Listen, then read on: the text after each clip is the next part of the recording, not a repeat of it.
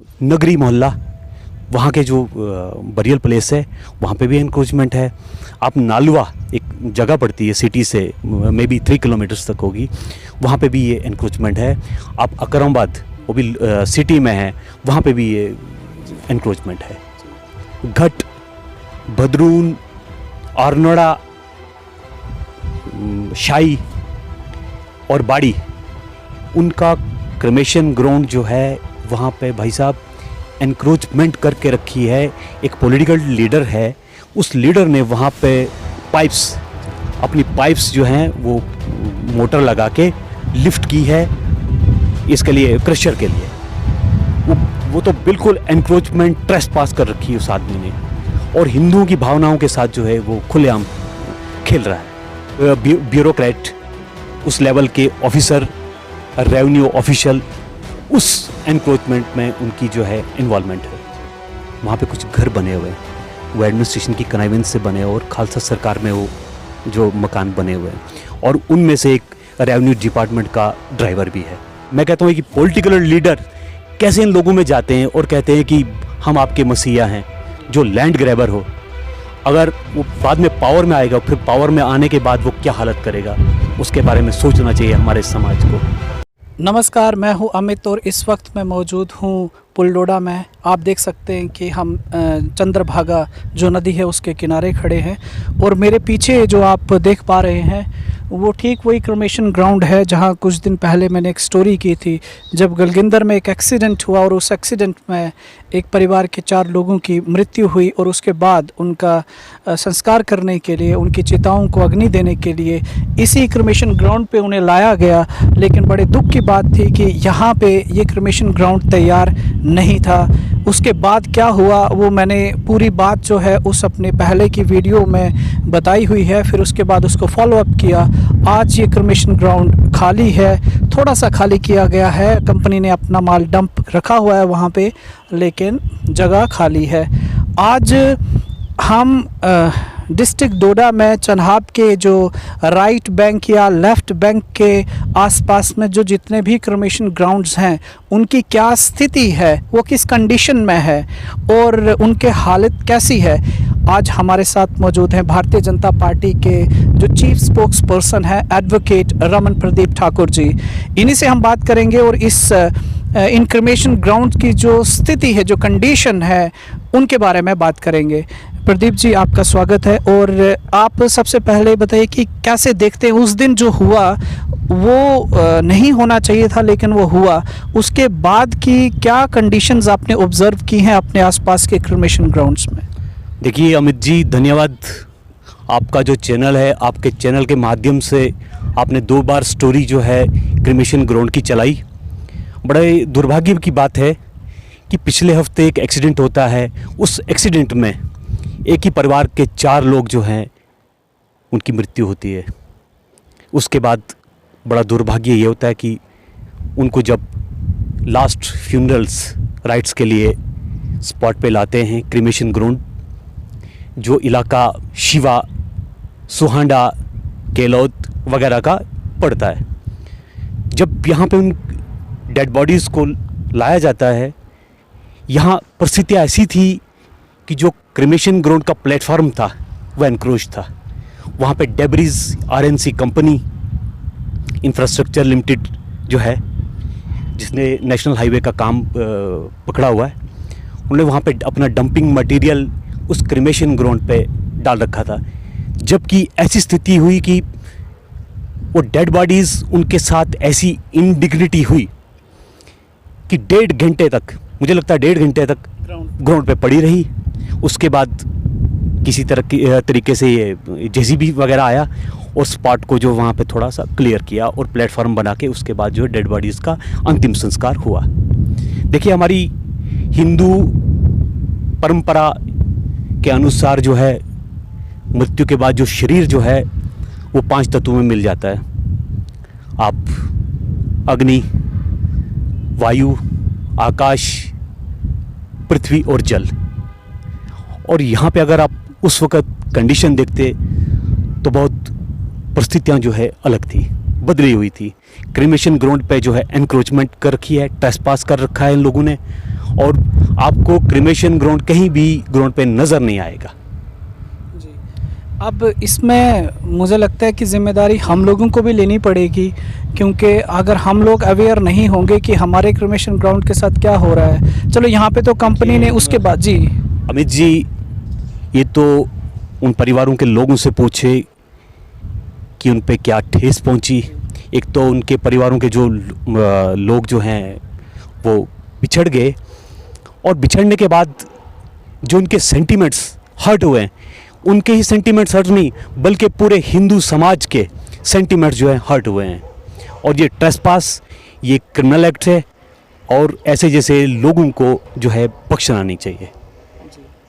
अब बाकी अगर हम बाकी क्रिमेशन ग्राउंड्स की अगर कंडीशन की बात करें, देखें तो चनाब के जो राइट बैंक और लेफ़्ट बैंक में आपको जो दिखते हैं, तो उनकी क्या कंडीशन आपको दिखती है कि क्या वो इस स्थिति में हैं कि अगर ऐसी कोई दुर्घटना दोबारा अगर होती है, भगवान न करे ऐसा किसी परिवार के साथ हो या किसी के साथ भी हो, लेकिन होने को कोई टाल नहीं सकता, अगर ऐसा होता है तो हमारे क्रिमेशन ग्राउंड्स की क्या हालत है? कुछ एनक्रोच्ड जी। अगर आप 100 गज की दूरी पे देखें, जो हमारे सिटी डोडा का क्रिमेशन ग्राउंड है, उसकी भी बड़ी खस्त हालत है।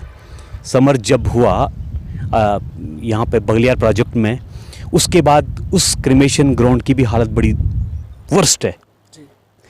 और उसके ही आप समझ लो आधा किलोमीटर 1 किलोमीटर दूरी पे जाएं, घट, भदरून, आरनोड़ा,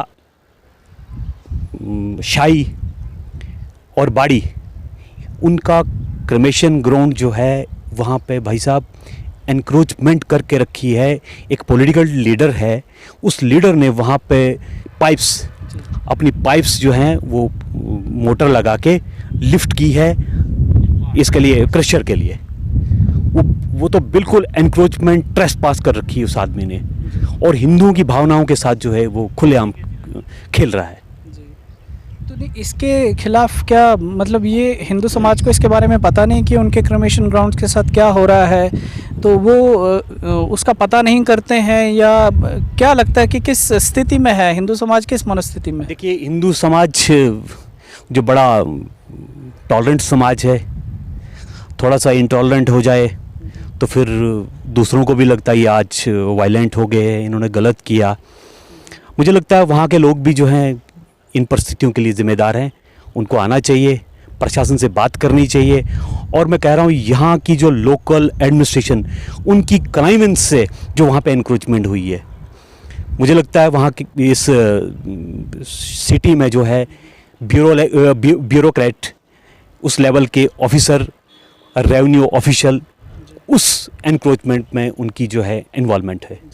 रमन जी, आप ये बहुत बड़ी बात कह रहे हैं कि डिस्ट्रिक्ट एडमिनिस्ट्रेशन का इसमें इन्वॉल्वमेंट है, या उसके बिना वो चीज़ नहीं हो सकती। हाँ, क्योंकि स्टेट लैंड है, स्टेट लैंड पे कब्ज़ा करना, एनक्रोच करना, और वो भी बिल्कुल सिटी से बिल्कुल इतना पास में, वो कैसे हो सकता है? तो जी अमित जी, अगर आप वहाँ पे स्पॉट पे देखें, वहाँ पे कुछ घर बने हुए हैं, वो एडमिनिस्ट्रेशन की कनाइवेंस से बने हुए, और खालसा सरकार में वो जो मकान बने हुए हैं, और उनमें से एक रेवेन्यू डिपार्टमेंट का ड्राइवर भी है।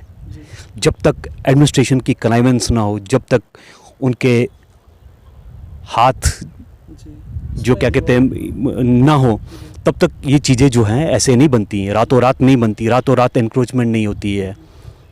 ये सब एडमिनिस्ट्रेशन की, लोकल एडमिनिस्ट्रेशन की इन्वॉल्वमेंट से जो है वहाँ पे एनक्रोचमेंट हुई है, ट्रेसपास हुई है, लैंड ग्रैबर हैं ये। और मैं कहता हूँ कि पॉलिटिकल लीडर कैसे इन लोगों में जाते हैं और कहते हैं कि हम आपके मसीहा हैं, जो लैंड ग्रैबर हो। अगर वो बाद में पावर में आएगा, फिर पावर में आने के बाद वो क्या हालत करेगा, उसके बारे में सोचना चाहिए हमारे समाज को। जी, लेकिन आप जो बता रहे हैं कि कोई रेवेन्यू डिपार्टमेंट में कोई ड्राइवर है, या जो भी आप अपनी इन्फॉर्मेशन शेयर कर रहे हैं हमारे साथ, क्या इससे इसके इस जी अमित जी, मैं इन्फॉर्मेशन नहीं, मैंने उस पार देखा है। हम जाते हैं, कभी भी कोई किसी की मृत्यु होती है तो हम वहाँ पे गए हैं। आज से 4-5 साल पहले वहाँ पे कोई एनक्रोचमेंट नहीं थी, लेकिन धीरे धीरे अगर आप देखेंगे अब वहाँ पे कॉलोनियाँ बन रही हैं, वहाँ से पानी जो है लिफ्ट किया जा रहा है, और वो भी बरियल प्लेस पे जो क्रिमेशन ग्राउंड है वहाँ से वो लिफ्ट कर रहे हैं। धड़ल्ले से काम चल रहा है। और जो क्रशर लगा हुआ है, मुझे लगता है वो किस कौन से नियम से जो है वो फंक्शन कर रहा है। जियोलॉजी एंड माइनिंग डिपार्टमेंट की कनाइवेंस से होगी, रेवेन्यू ऑफिशियल्स की कनाइवेंस होगी, लोकल एडमिनिस्ट्रेशन की कनाइवेंस होगी, जो वहाँ धड़ल्ले से एक सड़क में, और एनवायरमेंटल डिज़ास्टर इतना किया है कि पूरा के पूरा पहाड़ जो है वो सड़क में उतार दिया है। वो तो पूरा दिखता है, वो तो हर जी वो पूरा दिखता है, लेकिन आपके पास ऐसे कोई एविडेंस या लैंड रिकॉर्ड की फॉर्म में कोई चीज़ अवेलेबल है जो इस चीज़ को प्रूव करेगी कि वो एरिया कितना था, अब एनक्रोचमेंट उस एरिया में हुई है? Some kind of evidences that you could put in public domain की ये चीज़ ऐसा हो रहा है? देखिए, एनक्रोचमेंट के बारे में अगर कहें क्रिमेशन ग्राउंड की, उनके बारे में वो जो वहाँ पे इंदराज हुआ है उस रकबे का, अगर स्पॉट पे देखा जाए वो 10 कनाल से भी कम है। बात कर रहे हैं आप जो एनवायरमेंटल डिज़ास्टर जो किया है, वो तो रेवेन्यू ऑफिशियल्स के पास रिकॉर्ड होता है। नहीं, वो चीज़ तो हमें भी दिखती है, वो पूरा अगर आप उसका व्यू अगर किश्तवाड़ रोड से अगर आप देखें तो वो पूरा पहाड़ वो नीचे आ रहा है, और जितनी भी वो बड़े बड़े बोल्डर्स हैं वो नीचे क्रिमेशन ग्राउंड की तरफ आ रहे हैं, तो यानी कि वो भी सेफ़ नहीं है। तो आपको क्या लगता है कि हिंदू समाज को इसके लिए आवाज़ उठानी चाहिए? कि ऐसा तो लगता नहीं कि किसी ने इसके लिए कोई आवाज़ उठाई। आप मुझे पहले पर्सन लग रहे हैं। हिंदू समाज को पूरा एकजुट होके इन एनक्रोचर्स के खिलाफ आवाज़ उठानी चाहिए, और लोकल एडमिनिस्ट्रेशन के जो है जिनके तले जूं रेंग रही है ना, उनके कान भी खोलने चाहिए।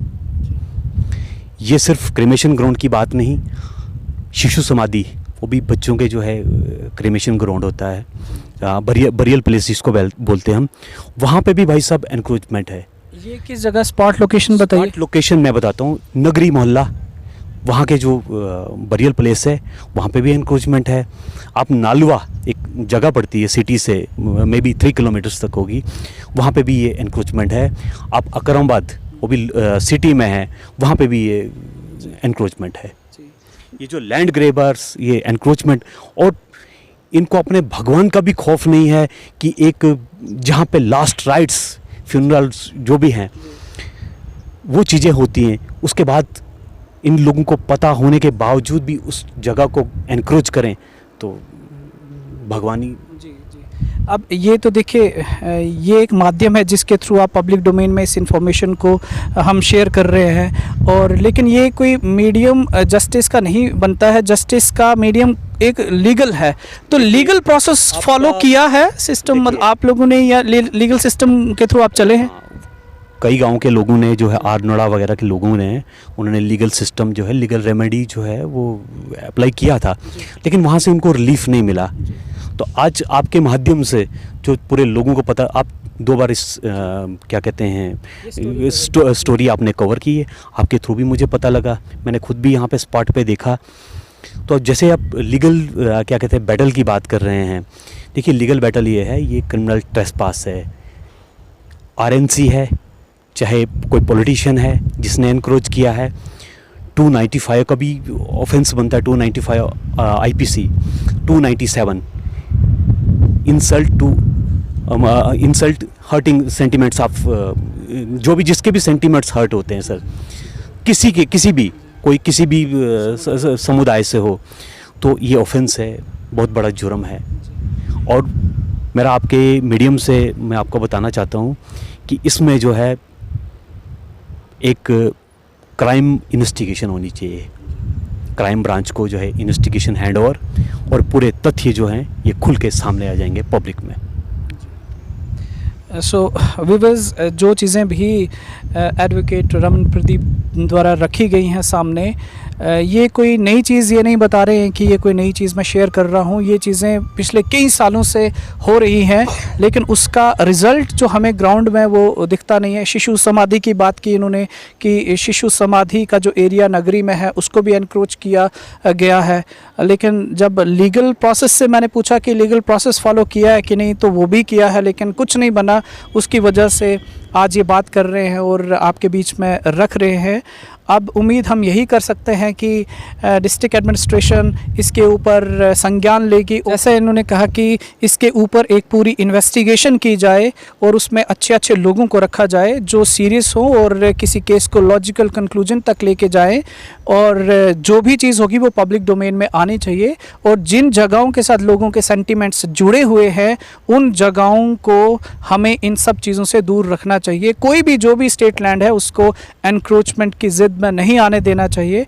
और ये हमारी भी ड्यूटी बनती है, आप सब लोगों की भी ड्यूटी बनती है कि हम अपनी आंखें खुली रखें और अपने चारों तरफ जो कुछ भी हो रहा है उसको जितना जल्दी हो सकता है डिस्ट्रिक्ट एडमिनिस्ट्रेशन के नोटिस में लाएं और वो उस पर एक्ट करें, ताकि सब लोग अपनी अपनी जगहों पे सुरक्षित रहें और पूरा एक लॉ अबाइडिंग सिटीज़न की तरह हम पूरे रूल्स को फॉलो करते हुए आगे बढ़ें।